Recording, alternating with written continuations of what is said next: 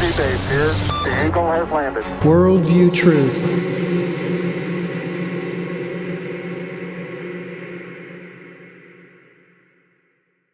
This is Randy Osborne. Welcome to Worldview Truth. I'm here again with Bridget Smith. She is the chair of the Republican Party of Marion County, or Marion County Republican Party, ever how you want to look at it. Republican. Yeah. And we had such a great time last time. I thought I'd bring her back in on another topic that is extremely passionate to me, and I know it is to you as well. And it's basically the subject is about gun control and about some of the things that are happening. And it's really the attack on the Second Amendment here in the United States. And it is, in my opinion, it's at a breakneck level. And I'm going to go through some things just to show y'all what's going on right now. And this is not one of those podcasts just for information purposes, though it's important that this is for information purposes. But it's not just for information, but it's you as a citizen need to start doing things about this. We need to start acting. We need to start contacting our Congress on some of these things that are happening.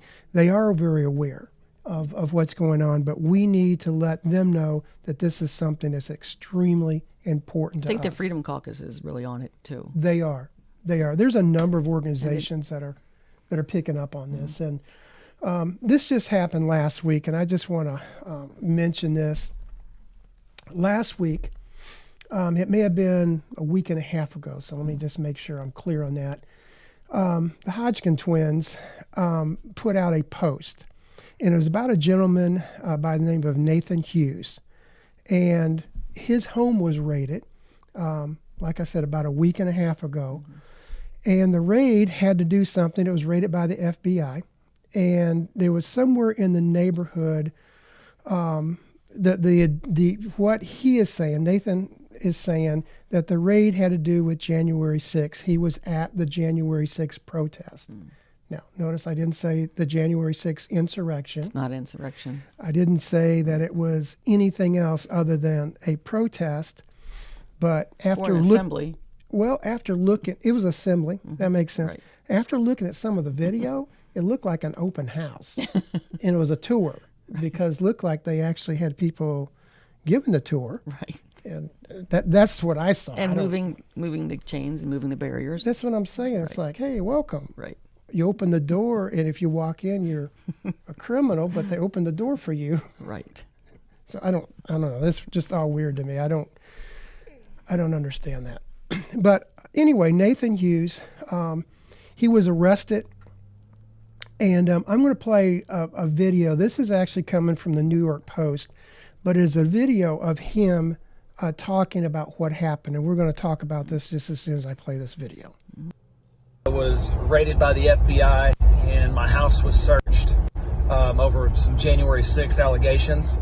I guess the FBI called Liberty Safes, and Liberty Safes gave them a master code to get into my gun safe.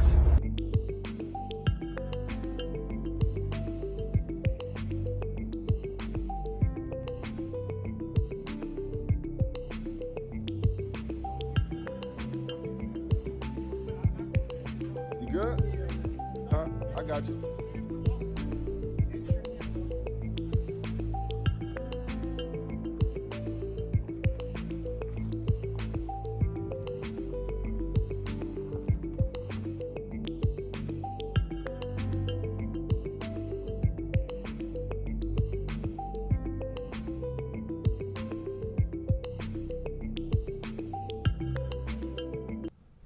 As you can see, they were getting quite a bit of pushback on the Post, if you saw that. So what happened is... They should. Yeah. So FBI came in and raided this guy's house. And if you would seen the video, I don't know if that showed it or not, but there was a number of, there were probably 15 cars, with those evil SUVs, assault weapons. Tinted windows. Yeah. And they had those evil assault weapons that kill people without. Right, without Yeah. by themselves. So they showed up, And what happened is they apparently was trying to get in a safe. They couldn't get in a safe. So guess what they did? They called Liberty Safe. Liberty Safe is one of the most popular gun safe companies in the United States. I mean, if you have a Liberty Safe, your stuff is secure. Supposedly. Not so much. Except if the FBI wants Right. to pick up the phone and give them a call, and then they have a combination to your safe. I'm not sure. You changed the password on your safe, but Liberty Safe still has a combination to your safe. Okay. Wow. And so if the FBI calls, in fact, here's what I would suggest for if you have a Liberty Safe. This is my suggestion. If you ever lose your password, okay, what you would want to do, you would call the FBI and they can get the password for you. Right. Okay. It's just as well because Apple wow. refused to give out passwords to phones. So yet you have a gun safe company who was pro 2A versus Apple, who I would consider not so much pro 2A, but they held firmly on privacy, whereas Liberty didn't. That is unbelievable because this is a company that because of the Second Amendment in the United States, people buy their safes. Right. Okay, these are people that have guns. They want to protect their property, keep bad people from getting their property. So they purchase these safes from Liberty Safe. And I'm just absolutely scratching my head. And the way they justified it, they say, well, the FBI told us or gave us information or maybe even verified that they had a warrant for this person, to search this person's property. Well, here's the problems I have with Liberty Safe. First of all, with them unlocking or giving them a code, giving the FBI, a third party, a code for that. Like you said, I mean, I wouldn't say that Apple is the most conservative. Right. I mean, I wouldn't. in fact, they're probably one of the most woke, if you want to be honest about it. But Liberty Safe, they had no problem doing that. I mean, not a problem in the world. So here's what this is what I'd have to say about Liberty Safe. Number one, they did not have a court order. There was no court order that they had that would force them or say, you must open this safe on our behalf. And furthermore, they had no subpoena to do that. So in other words, the court did not subpoena Liberty Safe. The reason that we know this is Liberty made a statement on this and said, well, the FBI, they said that they had a warrant to search his property, so we gave him the password.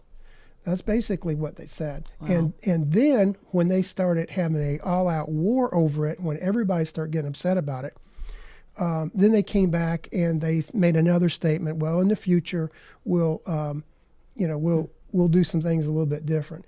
But here's the problem.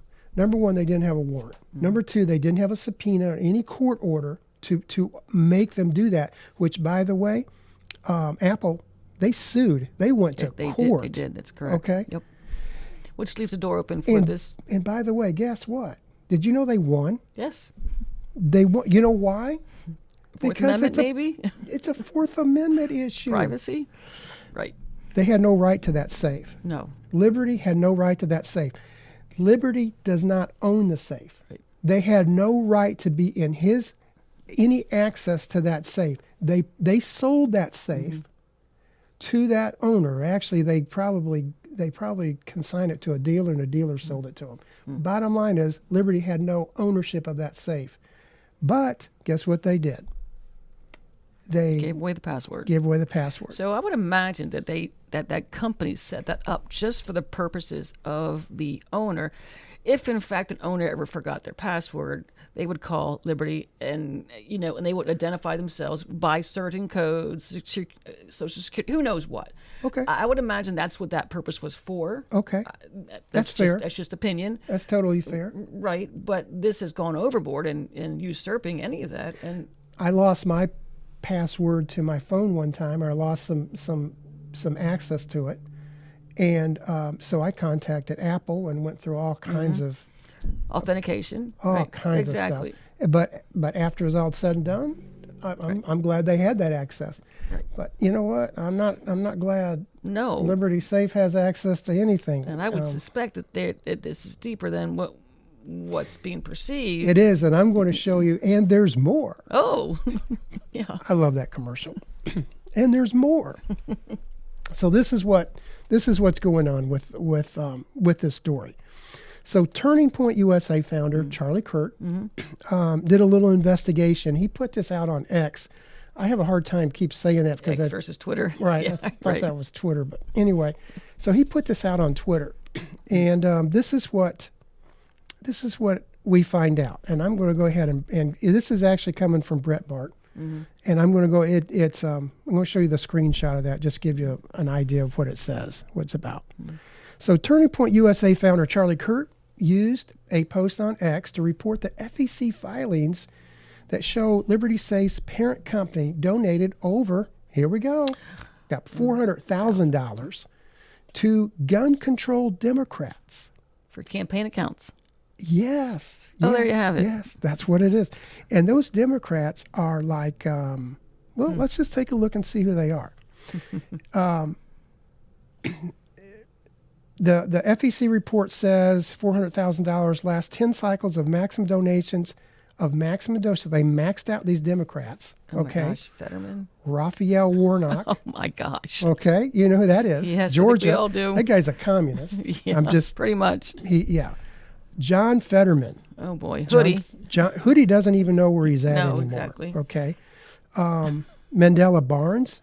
I'm not aware of that person. That's Wisconsin. Mark Kelly, Arizona.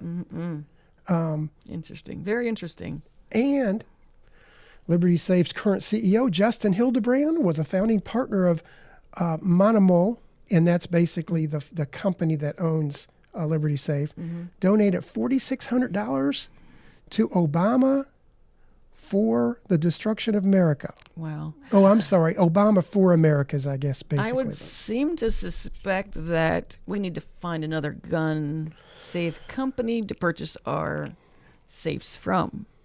Knowing this. Here's what I would say. I think they need to be Bud Lighted. I like that term, Bud Lighted. I agree. Or targeted. I was going to show a picture. There's a picture. I can't find it now, but there was a picture of the new use of Liberty Safe. They opened the And there's a Bud Light. yeah. Yeah, that's good. With a target on it Yeah. for target practice. Target. Target. You're on practice. target with Liberty Safe, right? Yeah. I think they need to change their name actually to Liberty Fed. Liberty Fed. I'm fed with Liberty Fed. Right. Yeah, exactly. Something like that. Well, As there you we have it. digressed. That's Liberty Safe. We're going to go on and go into some other things that's going on with your gun rights. And there's a lot of extensive information here. And here's what I would ask you to do. This information, we're not just giving out information for entertainment purposes. If you want to, I encourage you to listen to this. I encourage you to share this with other people. Share it with friends. Share it with everybody that you know that this would be a concern to, is what I'm encouraging you. I want you to have this information so that you can act upon it. Act with your Congress people, with your congressmen, your senators. This is something that you need to get involved even in your state, because there's even things in our state that we can actually do to help this. But I would encourage that. This broadcast is going to be, this is a fairly new, Worldview Truth is a fairly new podcast. There has been, some of the podcasts has gone viral on the audio side. And you can listen to this on any podcast platform. I have not found a podcast, some I never even heard of. You can find Worldview Truth, Randy Osborne. Also, I do not broadcast on YouTube. I very early on got too many strikes and not going to do that.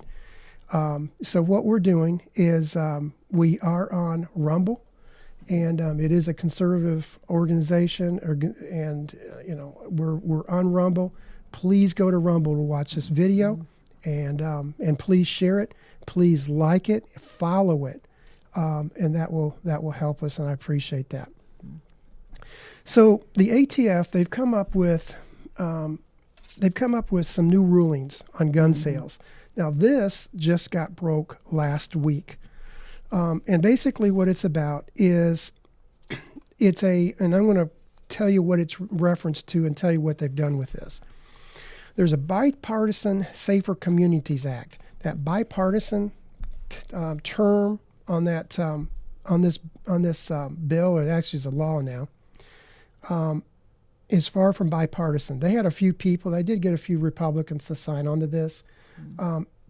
Anytime there's an attack on the Second Amendment, there's a problem if there's anybody that is supporting it.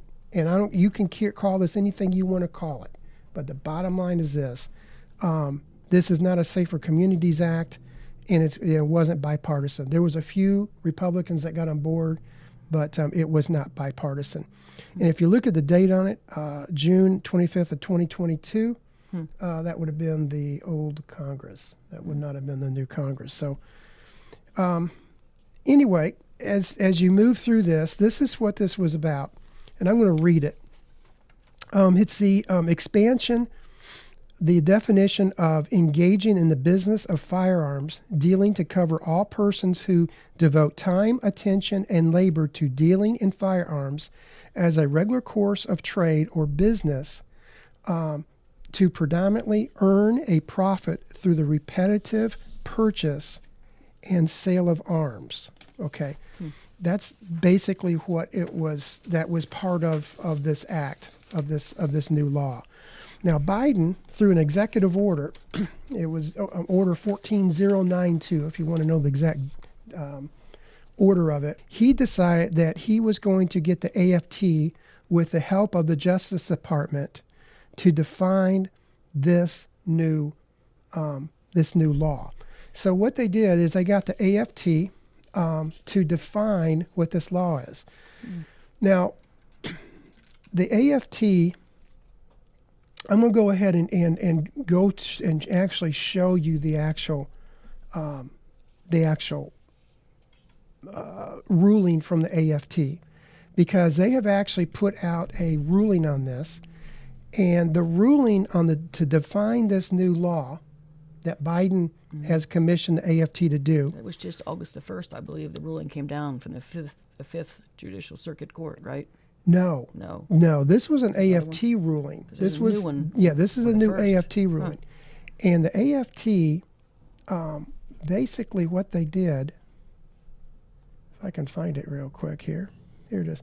Okay, it's 108 pages to define what a gun purchase is. 108 pages. So before this new ruling came out, this is the situation. This is what happened. If I was a gun owner, and you buy a gun, and people that are gun activists, they get this. You buy a gun, and you buy a brand new, I don't know, Taurus, and you shoot it a little while. I don't really like that. And there's a new one just came out. And so, you go check into the new one, and you like the new one better, and your neighbor said, "Hey, I like this Taurus, and I'd like to buy it." And so you sell it to them. Okay, it's not what's called a straw purchase. A straw purchase, and the ATF was very concerned about this, is you go into a gun store and buy a gun, and then you turn over that gun to somebody else. In other words, and then you resell it to somebody else with the purpose of reselling that gun. You're not buying the gun for your own purpose. You're buying the gun to resell it. It's called a straw purchase.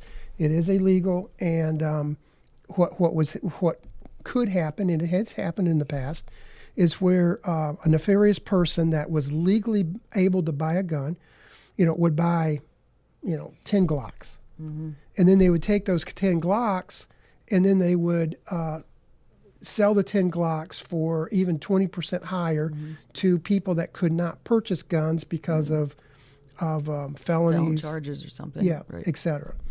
or Hunter Biden, or I'm sorry, or something of that nature. I don't know what happened there. It slipped. So that's what a straw purchase is.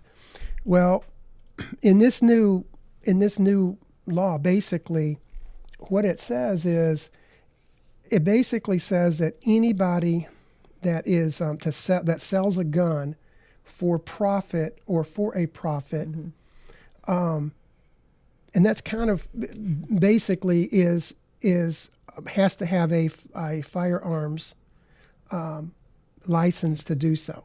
Okay, and you have to use what's called a form 4473. Now that's pretty much the ideal of this. It took 108 pages to say that. Say that, right. And this is what it says. And I'm going to, I was Something's actually buried in there, I'm sure. Oh my goodness. Right. Oh my goodness. 108 pages. What do you do with 108 pages? How do you define what a purchase is that you're engaging in business of selling firearms? You know, you can no longer have a gun collection and you know, trade out something anymore. Right. You can't do that. Okay, that's all. And you're wondering, why are they doing this? And I'm going to tell you what the real reason they're doing it is. The real reason they're doing it is they're eventually going to register your guns. They're going to have a tracking of every single firearm every individual owns so that they can do what with them? Come take them. Yeah. Why would you think that? Because that's what they're doing. That's what they want to do. That's exactly what they're doing. So if you look through this 108-page ruling from the ATF, and you can make comments on this. Basically, you can file comments to the ATF on this ruling before they actually come out with the ruling, with the making a new law. Wait a second. Wait a second. Law? There's a ruling. Wait. Because that's not law. It's the ATF rules. But doesn't the legislature, doesn't Congress, aren't they the ones responsible for making law? Am I confused? You're really confused. That's so old school. Am I confused? Yeah, what just happened? Yeah, that's old school. Okay. Back prior to the Constitution. Okay, this is pre-Constitution, or during. And this actually during the Constitution. This is when we were ruled by the Constitution. What would happen is Congress actually made law. Right. Okay. Congress made law. That they were the ones that made the laws. But now the agencies with acronyms make the laws. Right. Yeah. That usurp everybody's power. We're in a new America. Okay. Is all I can say. I'm tracking now, I think. Okay. So they came up with this 108-page law. Ruling. Ruling. That's correct. Yes. And if you actually look at this ruling, if you actually go through the 108 pages, and I did, and I had to take 3 Advil afterward because of the way it's worded. It is not clear. It is not clear because one part it says if you make a profit on a gun, then you're. But then in another place it says you don't necessarily have to make a profit on a gun. And you're like, wait a second. It says, but and then. I think it's gray for a reason. I think they've you're done exactly that way right. for a reason, so they can get you no matter what. It is completely subjective. Right, exactly. It is 100% subjective. In fact, what's going on? Which is why they have no business doing this. No, they have no business doing this because they are not Congress. Right. Right. Okay. Again, that's if in my opinion, in Biden's America, this is what happens. In my opinion, if this new law, Congress needs to write a law that defines it. Okay. And then if there's issues with that, then the courts work that out. But not these people. I mean, right. Who gave them the authority to do that, right? Yeah. And in fact, in one case, one of our Congress people, and we'll get to him in just a minute, actually it was Matt Gaetz, basically Freedom Caucus. Said the ATF sounds more like a convenience store in Florida, other than an agency that would actually make law and police that law. Okay, that's weird, but that's what's going on right now. So anyway, in this 108 page, it goes through and basically says that just because you don't make a profit on something doesn't necessarily mean that you are not breaking their rule. Okay. The crazy things about this is these rules have heavy prison sentences on them. Oh, I'm sure they do. So that's the reason they would be a law. I mean, and when was this written again? They just put this out August the 30th. So there's a 90-day period that people can read this, and then they can ask questions with the ATF. So this is like an administrative rule, and we can go in and comment. Yes. Okay. Yes. So Okay. we all need to be doing that. Everybody needs to be commenting on this. Okay. Everybody needs to be commenting on this because this is an issue. And I'm going to get out there for a minute. You know what I'm going to say about that? Mm. If you comment on this, they have your name and information. Right. Well. Okay. And there's like, are they flagging you? They're flagging everybody that opposes. Remember our last podcast? One opposed something regarding the election, and then next thing you know, they're being carried off in handcuffs too. So your thought, even if you think this is wrong, they're going to get you. I don't know. I hate saying that, but this is where we're at. That's what's and I'm going to prove what I just said. My concern. I'm getting ready to prove it here in just a second, and I'm going to show you a video.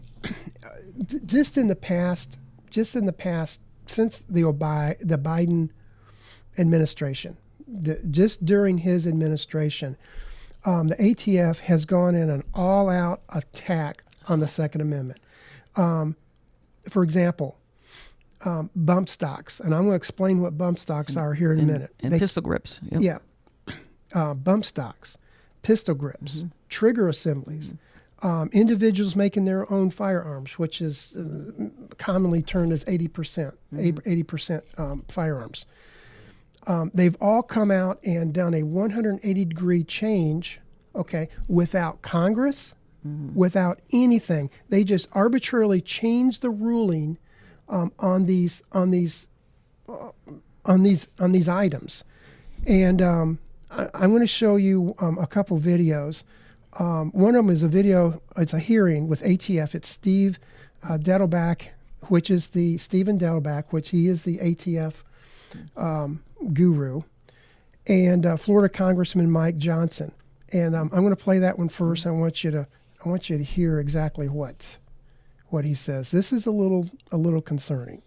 Unilateral and unconstitutional action. Okay, if you own a stabilizing brace, you're required to register it with ATF, turn it in or destroy it by May 31st, or you're going to face criminal penalties. Mr. Dettelbach, this as an is past attorney, May. I'm assuming you know what a reliance interest is, right? Familiar with the term? I'm not sure I'm in agreement with your characterization of Do you know the rule term reliance interest? I'm not playing games here. I'm not trying to either. I'm trying to be respectful. I'm in disagreement with your summary of what the. I haven't summarized it yet. I'm asking you if you know the term. About what you said, I'm sorry. About what is a reliance interest? You were a federal prosecutor. What's a reliance? Well, we don't use it in federal prosecution, but from being a lawyer, reliance generally, I think, from my days in contracts and as a civil litigator, refers to the idea that in contract law, when somebody relies to their detriment on certain kinds of matters, that they have some legal claims that they might not otherwise have. Excellent. It's not just confined to contract law, but as a lawyer and knowing that definition, knowing the concept, I mean, does it concern you that for years, law-abiding Americans relied on the ATF's guidance in purchasing stabilizing braces, and now due to a regulation, not a law passed by Congress, but a regulation, millions of them are going to suddenly become felons?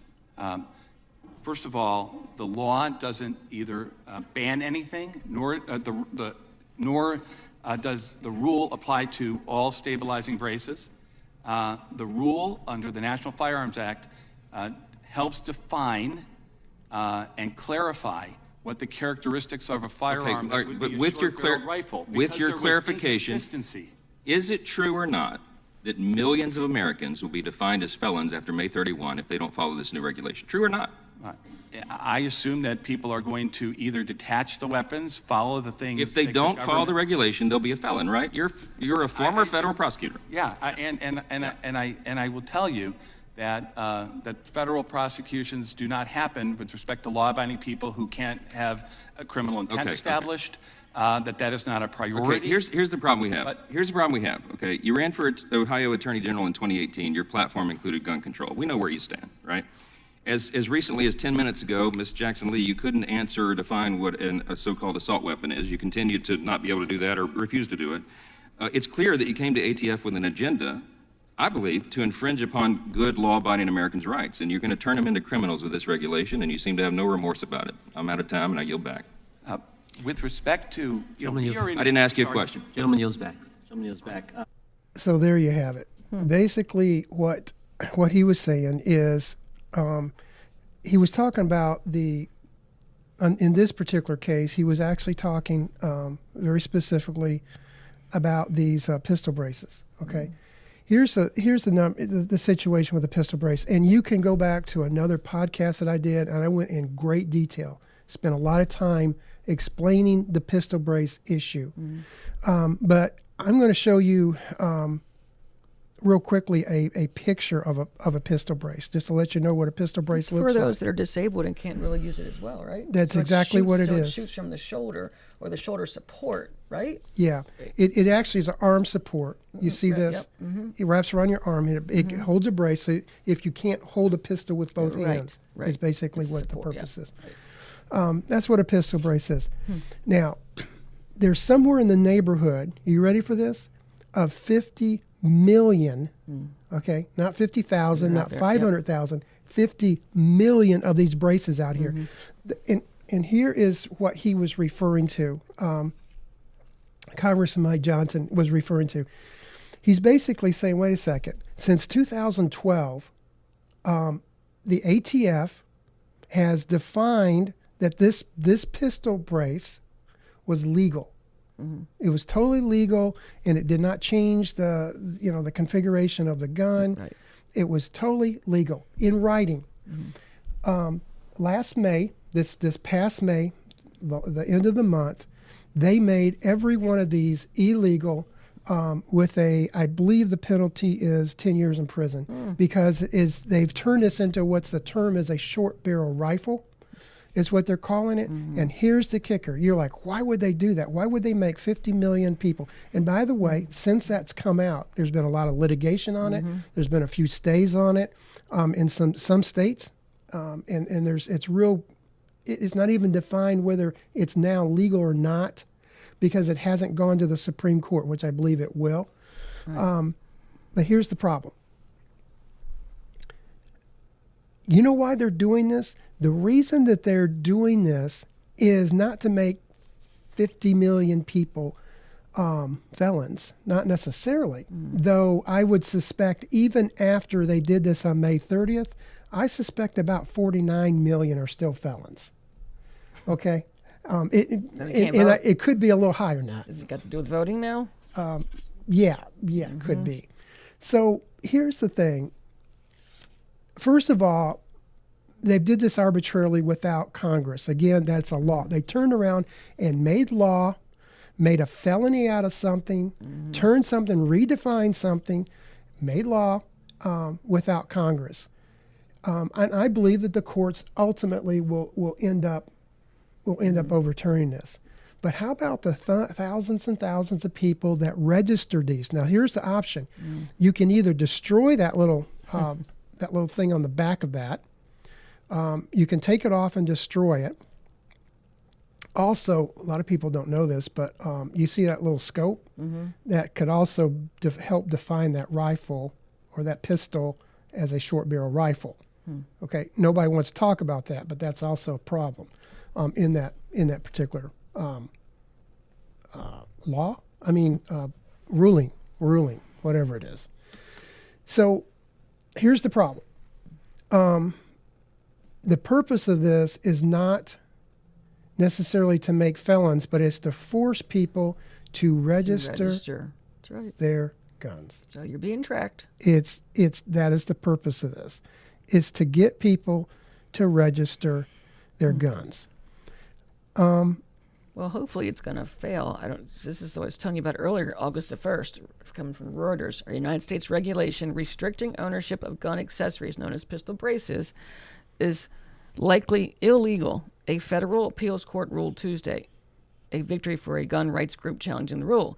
A 2-1 panel of the New Orleans-based 5th United States Circuit Court of Appeals found that the United States Bureau of Alcohol, Tobacco, Firearms, ATV, finalized the rule in January without giving the public a meaningful chance to comment on it. That made it invalid under the Federal Administrative Procedure Act, the panel found. And it goes on and on and on. So, yeah, it's going to hopefully eventually just fail. But did the question is this, did the ATF meet their objective?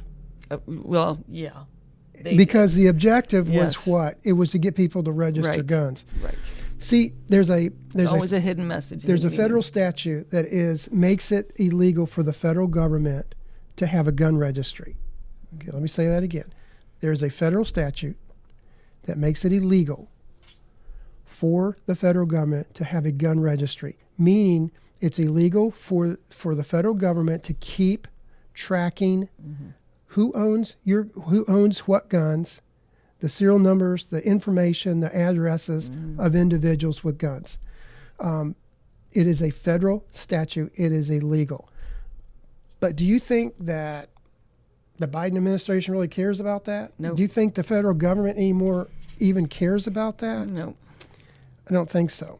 I'm going to play something from Matt Gaetz.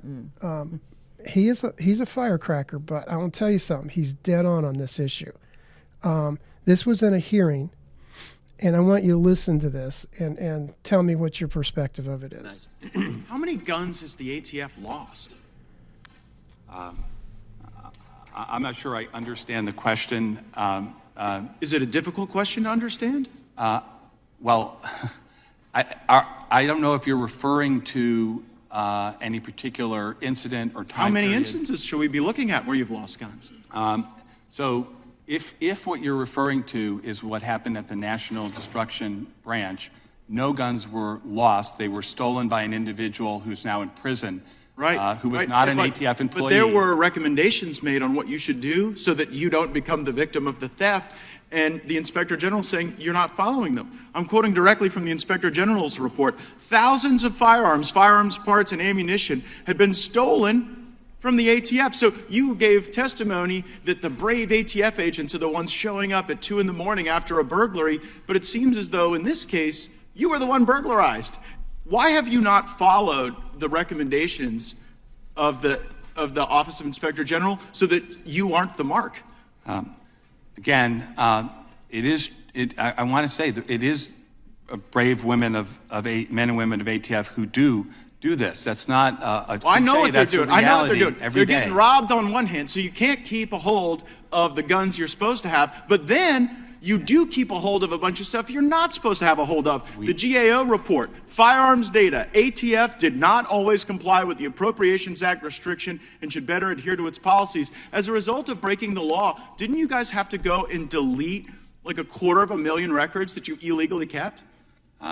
Again, with respect to both the Inspector General reports that you're talking Nope, about. one's Inspector General, one's GAO. Well, Very the Inspector General report, ATF, that happened several years ago, more than that. 2022 And is the ATF has, date of the the report report. came out, but the theft, and Yeah. ATF has implemented numerous different safety measures with respect to the National Destructive Branch. Well, I mean, in order I'm reading to you safeguard- from the report from last year, Mr. Director. We found that the NDB staff does not currently in 2022, adhere to established operating procedures in place to mitigate risk of firearms being lost and stolen. So I guess that shows an ATF that is not functioning correctly and is not responding to the problems you create. You keep records you're not supposed to. It was 250,000 of them you had to delete, right? I don't believe that is. Was it over 200,000 that you had to delete? So what was happening was. I just want to know the number of records you had to delete that were not being lawfully maintained. There were records that had not actually been searched But my understanding Hundreds is of thousands researchable. of them. And so that's what you guys do. You keep what you shouldn't keep. You lose what you're not supposed to lose. But how do you treat regular Americans? I got this letter from someone in my district, a firearms dealer. I have been a firearms dealer for 46 years. For 46 years, I've had a good relationship with law enforcement. Then came the ATF's zero tolerance policy. 2 years ago, while in the process of selling a firearm to a customer, I completed their background check using Florida's FDLE firearm purchasing program. The background check was uneventful, and FDLE rendered an approval number. Some months later, during an ATF audit, I was told the background check was now a non-approval. Even though FDLE made the error, it was on my paperwork, so ATF deemed it a willful error. After completing close to 50,000 background checks over 46 years, why would I willfully ignore this background check? The answer is simple. I did not, but the ATF has revoked my license, ended my career, and my livelihood. So I guess the question is, why should you be able to destroy the life of one of my constituents over a technicality where they weren't even at fault, when you all lose thousands of guns and illegally keep hundreds of thousands of records? Respectfully, Congress has given us the authority to inspect and make sure that firearms dealers, the vast majority by the which are compliant, they are our first line of defense in dealing with straw purchases. This guy isn't your first line of defense anymore. He's fired. But a very small minority, those dealers, after due process, have been determined.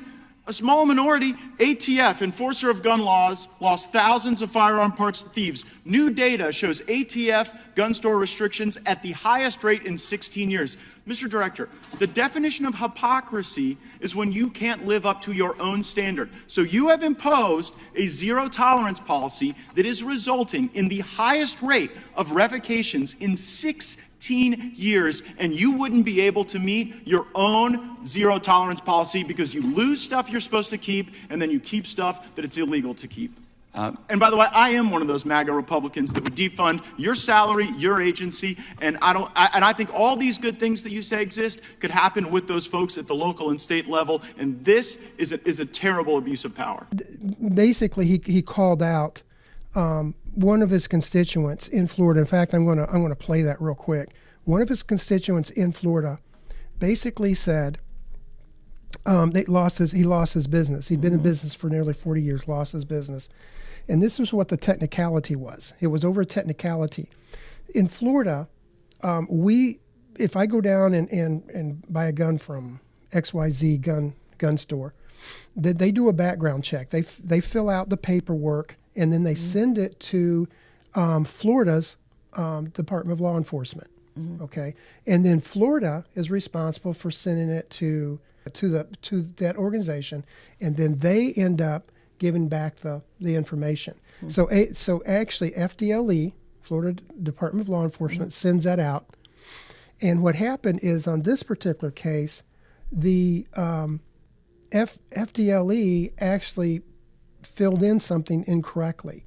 They put, and it was such a simple clerical error. It was like they put the state instead of the country. Okay, on the form. FDLE did it, not the dealer. Wow. Okay, the dealer lost his license. Okay, he lost his license, and you're like, why? What's going on there? What is going on there? Well, since October, there's been since last year, there's been 350% increase in the number of licenses that have been pulled in the country. Wow. Okay, 350% increase. So all these small dealers are losing their licenses, and you're like, why? Now, why would they do that? Let's get back to that common denominator. What was that common denominator? How about the pistol braces? What was that? How? And you had to register those because either destroy them or register them. Okay, that was a case because when you register them, then they have a registry, which is supposed to be illegal, right? Well, all of your gun transactions. I'm going to try to explain this. This is a little complicated, but this is how it works. when you go in store and buy a gun, you fill out the paperwork and they do a background check. Okay, the background check is basically that you're buying a gun is the background check. It's not what you're buying. It doesn't have the serial number. It doesn't have any of that information on it. So it's just a background check to make sure that you're legally authorized to buy that gun. If you're a convicted felon, blah, blah, blah. You wouldn't be. So after that background check, the dealer keeps the paperwork. Now, they track the serial number. They have the serial number, your name and address, etc. They have that information. That is not allowed to go to the federal government because that would be a national gun registry, right?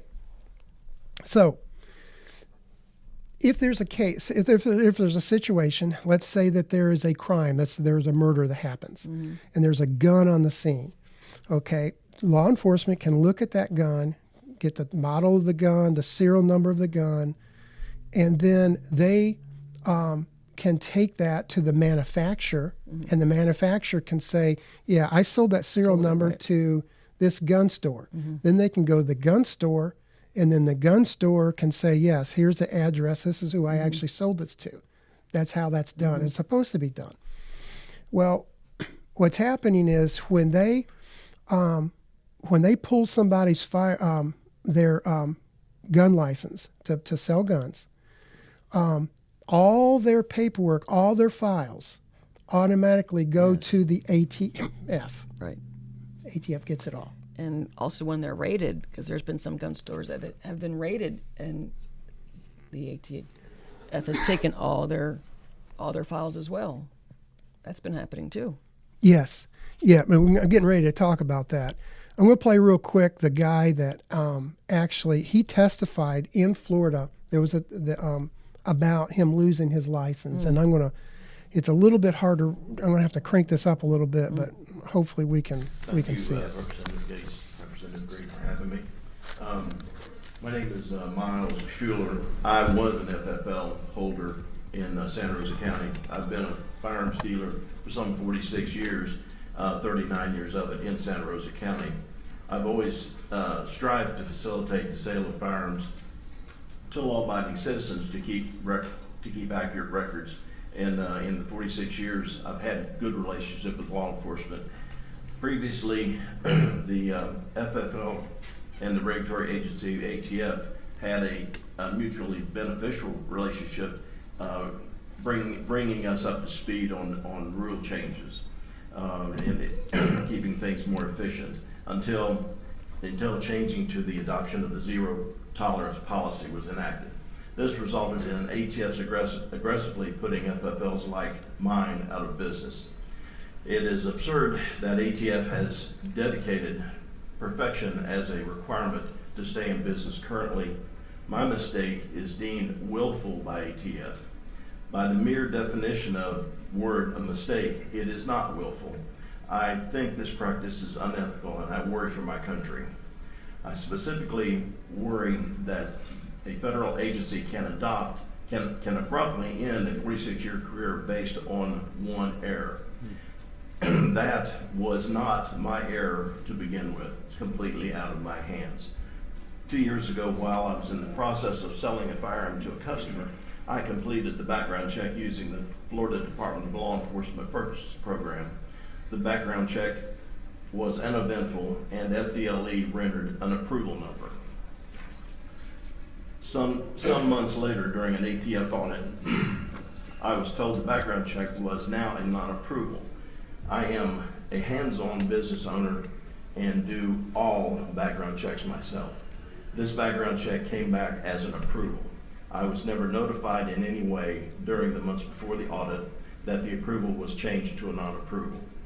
When I was told that the approval changed, it was their opinion that I purposely and willfully used the incorrect finding from the FDLE. Even though FDLE made the error, it was on my paperwork. So it was my willful error. After completing close to 50,000 background checks correctly in my 46 years, why would I willfully ignore one background check? The answer is simple, I did not. but the ATF has revoked my license and ended my career and livelihood. The weaponizing of ATF against store owners like myself must stop. Without us, there would effectively be no Second Amendment. There would be no ability to purchase the means to defend yourself in an increasingly lawless country where the government is focusing on harassing law-abiding citizens and business owners like me, instead of prosecuting career criminals out on cashless bail for the 15th time. The ATF knows this, and that is why they're trying to put us out of business. They want to criminalize all gun owners. FFLs are just in the way. Thank you for inviting me to tell my story. Appreciate it. Thank you. Thank you. That was actually a hearing in Florida, in the Panhandle, by Matt Gaetz and a Georgia Congresswoman, Marjorie Taylor Greene, MTG. Okay. All right, I was close. You were close. Anyway, that is the story with that. And there's more to this. There's more. They're trying to take the guns away. If they get a national gun registry, this is the fear, and it's not just a fear. This is what happens every single time there's a national gun registry, no matter throughout history of our nation, of nations. Once there's a gun registry, they go after the guns because they know that a free people must have the right to bear guns. A free and moral people, right? A free and moral people is correct. But we know the other side somewhat lacks morality. So what's your thought on this?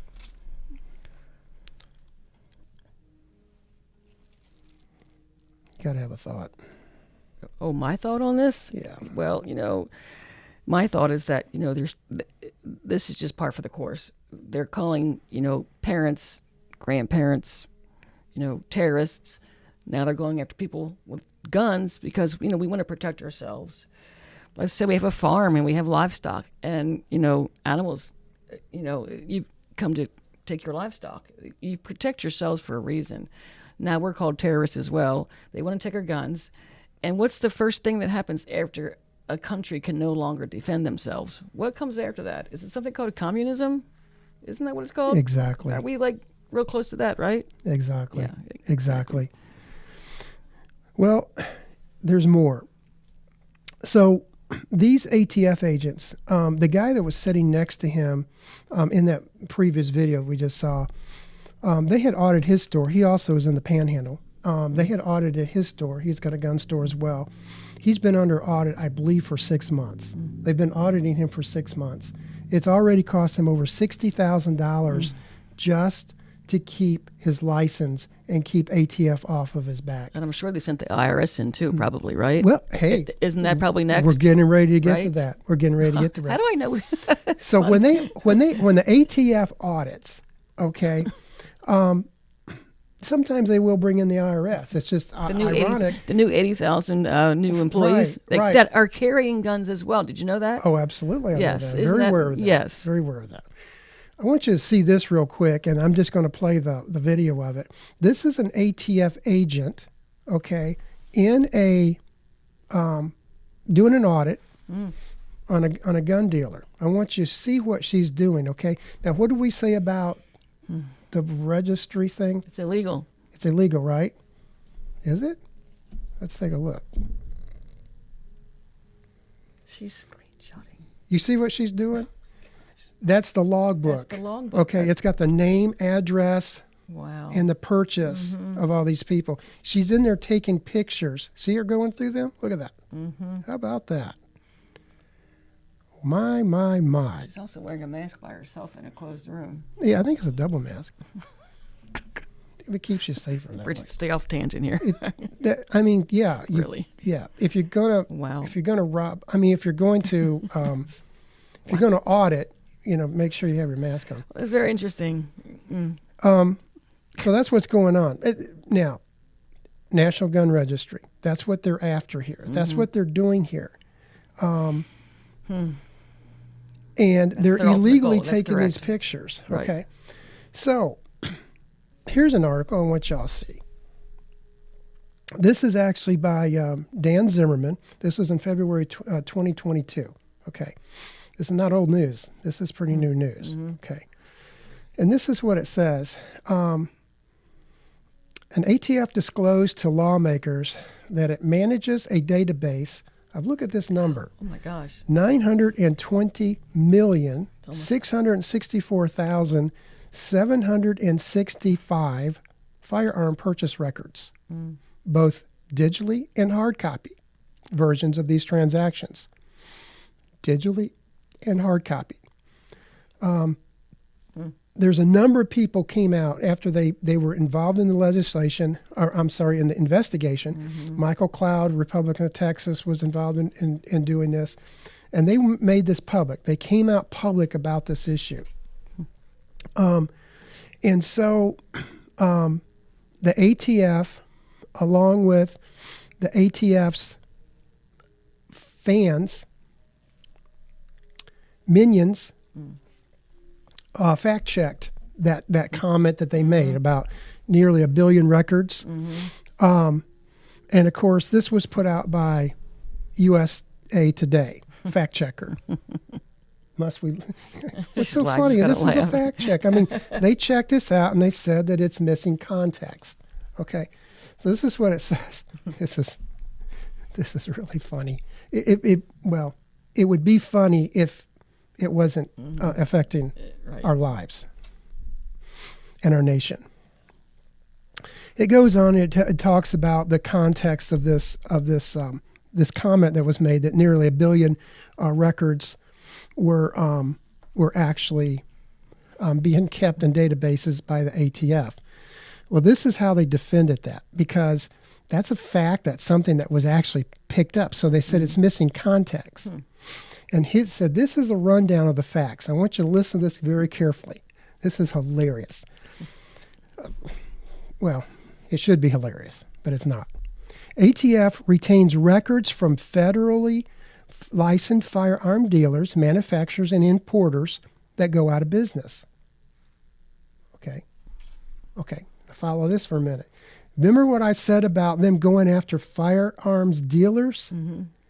They pull their license, and then they keep their records. They keep their records. Now they have all those records that are supposed to be not on a registry, right? So if I'm an innocent person that I go out and buy a gun from Mr. Joe gun dealer, and he goes out of business, maybe because the ATF put him out of business. Just saying. Or the IRS. Then they have those records. Okay, now they're admitting that the records includes information about gun sales and transfers. Gun sales and transfers. Isn't that a registry of what they have? The records are stored as digital images. Now listen to this. That can't be searched for identifying information. Read that again. They can't be searched. That's what. The records are stored as digital images that cannot be searched for identifying information. Which would be your name and address. The repository. Repository is a registry. It's a list. What? Registry. What? I'm sorry. The repository is essentially a giant folder full of pictures of forms. Okay, now. Okay, you following this? I am. Okay, now let's say that that's true. Okay, now the next one. This is what's so funny. This is the kicker. ATF can only access the records if a law enforcement agency asks for help tracing a gun linked to a crime. Okay. Okay. So in other words, the records are stored and cannot be searched for identifying information. But okay. Yes, it says the agency can go back to those but if law enforcement asks. If law enforcement asks, then they can search them. It says it can't be searched for identifying information because it's full of pictures. It's just a bunch of forms full of pictures.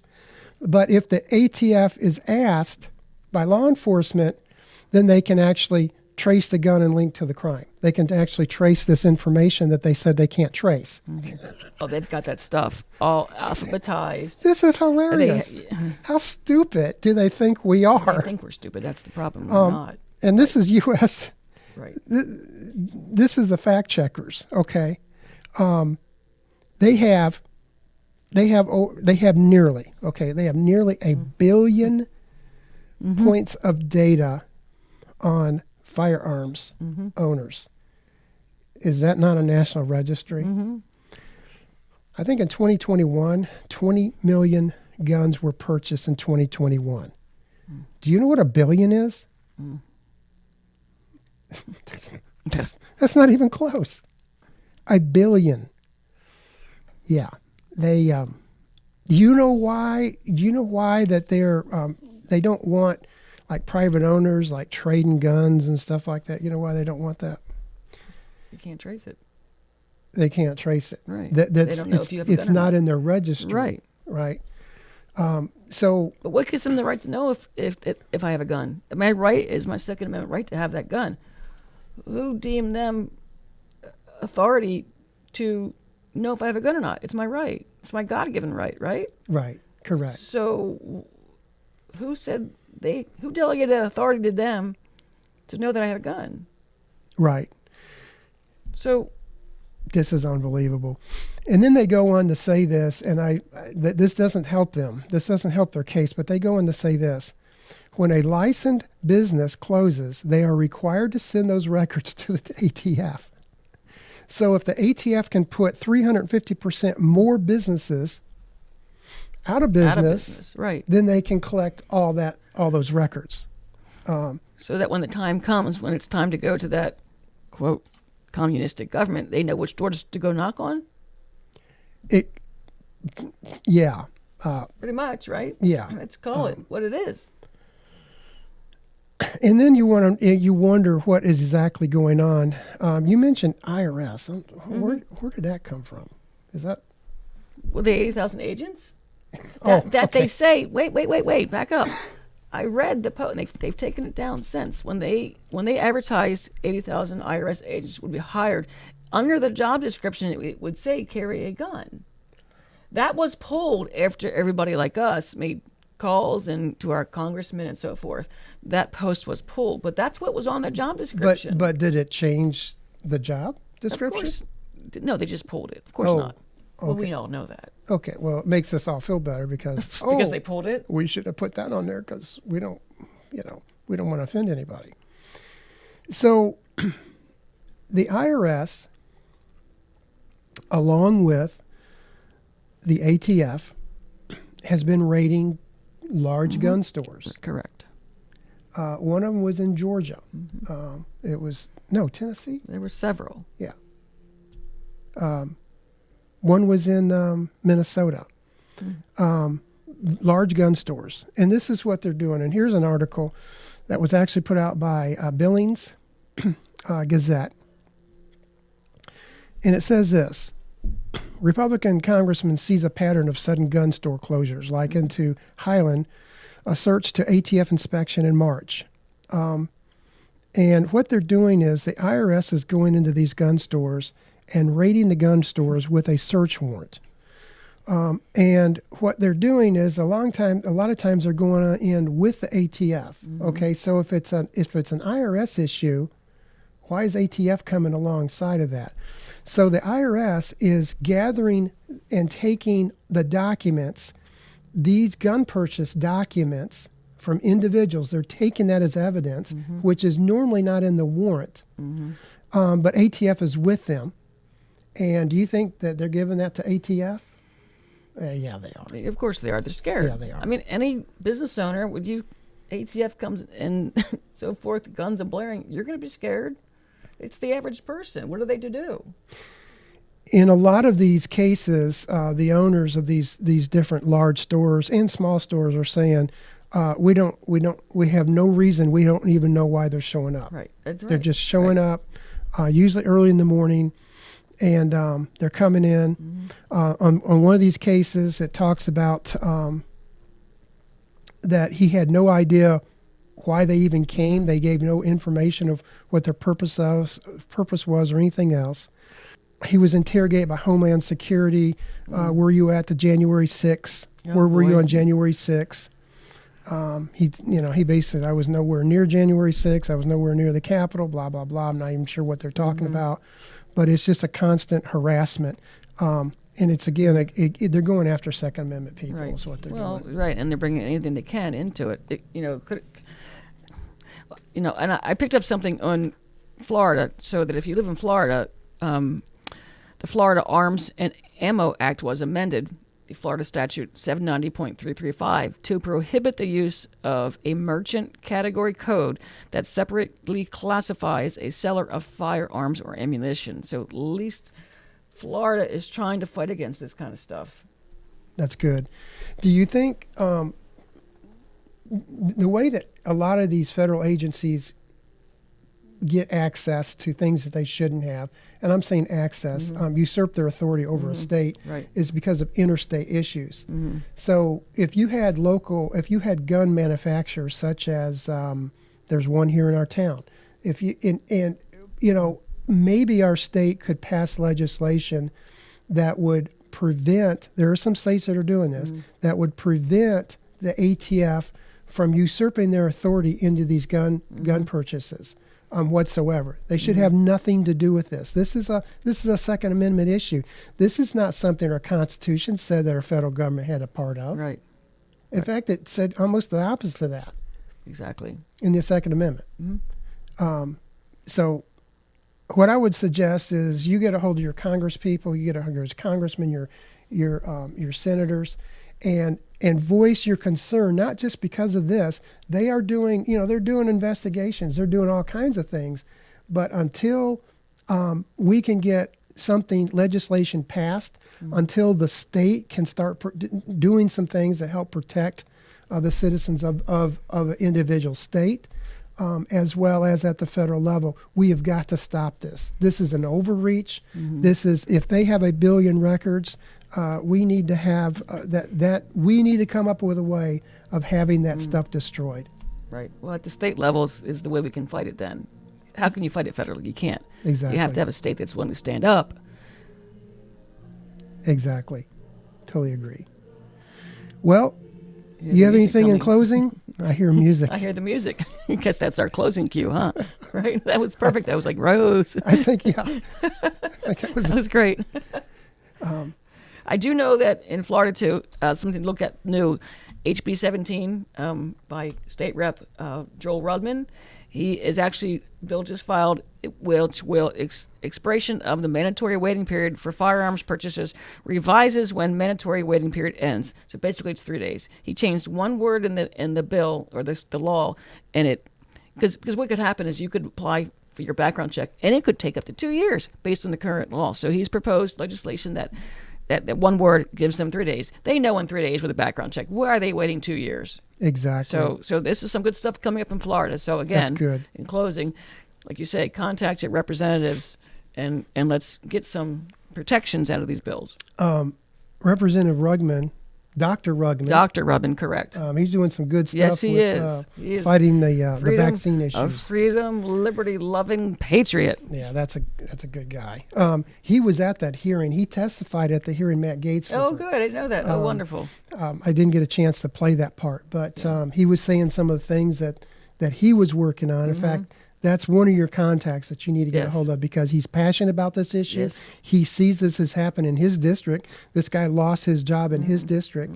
The other harassment's going on. It's going on across the nation. This has just come to light where people took a stand and said, yes, I'm going to voice my opinion on it. So definitely get a hold of people like him and say, look, I support what you're doing. I'm behind you. What can we do to help you? And we need to get some legislation in the state passed, and we also need to continue working. Elections have consequences. That's right. Elections have consequences. And all politics are local. And exactly. Don't ever forget that. This is Randy Osborne. I'm with Bridget Chairman Smith. Bridget Smith. And until next time, God bless. Worldview Truth.